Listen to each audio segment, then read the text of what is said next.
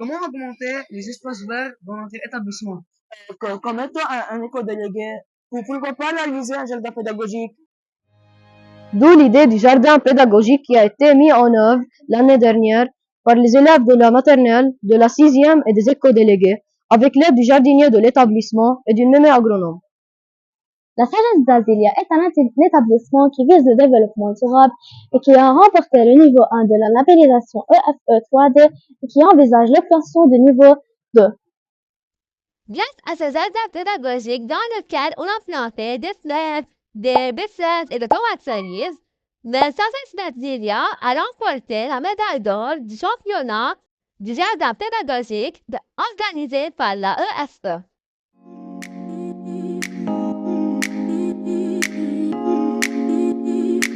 Enfin, les vacances d'été sont terminées. J'ai très hâte de voir notre jardin pédagogique. Durant les vacances d'été, notre jardin pédagogique a été délaissé, sans arrosage ni même entretien, ce qui l'a rendu dans cet état catastrophique.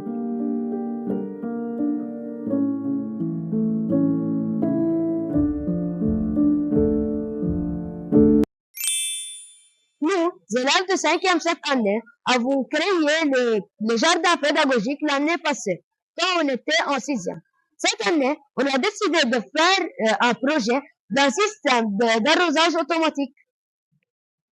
Ce projet répond à plusieurs objectifs de développement durable, comme l'ODD 4, éducation de qualité, l'ODD 7, énergie propre et d'un coût abordable, l'ODD 11, ville et communauté durable, l'ODD 12, consommation et production responsable, l'ODD 13, mesures relatives à la lutte contre les changements climatiques, et l'ODD 15, vie terrestre.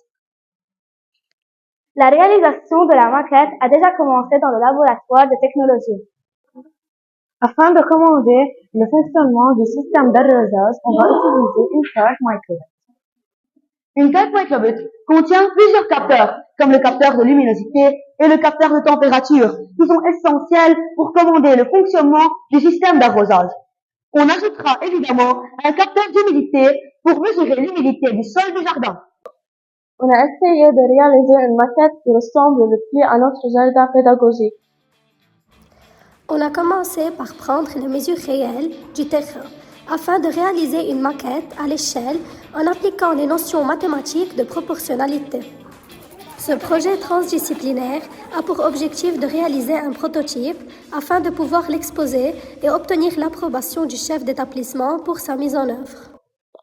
Voici une maquette en Lego et voici une deuxième maquette qui a été bien réalisée mais qui ne ressemble pas à notre jardin.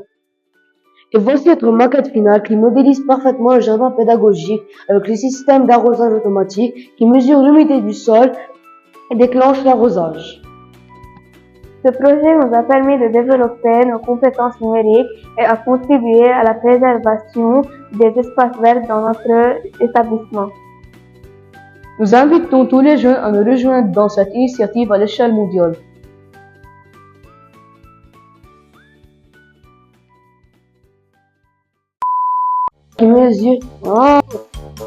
Avons décidé on a créé. C'est une deuxième maquette qui est réalisée. Qui répond à plusieurs. La réalisation. Qui sont essentiels.